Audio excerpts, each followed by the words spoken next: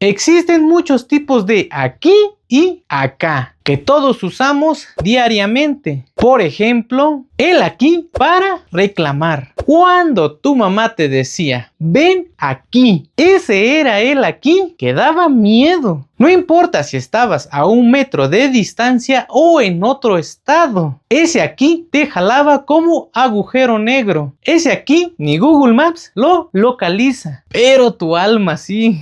El acá de presumido. Acá donde yo vivo sí hay metro. Hermano, vives a 3 estaciones del mío. El aquí de ubicación mexicana. El clásico. Estoy aquí donde está el Oxxo. Amigo, hay 14 Oxxos en un radio de 200 metros. ¿Cuál es? Aquí. El acá amistoso. Cáile acá. Estamos pisteando. Traducción, no te van a decir en dónde están. Aprende a seguir el sonido de la música, si quieres ir. El aquí indirecto pasivo agresivo. Cuando alguien te ayuda y dice, aquí haciendo tu trabajo.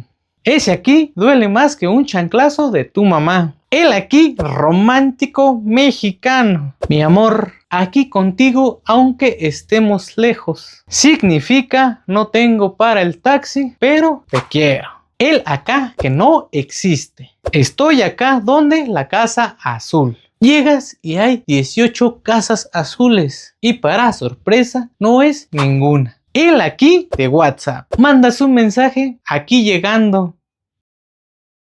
El acá poético. Acá nomás existiendo. Traducción. Tengo sueño y 0 ganas de hacer algo. El acá descriptivo. Por acá es más barato. No sabes dónde, pero confías. El aquí figurado. Estoy aquí para lo que necesites. Casi nunca es literal, pero se agradece. El acá amplio. Acá, por donde vivo, puede ser una colonia, un municipio o un continente.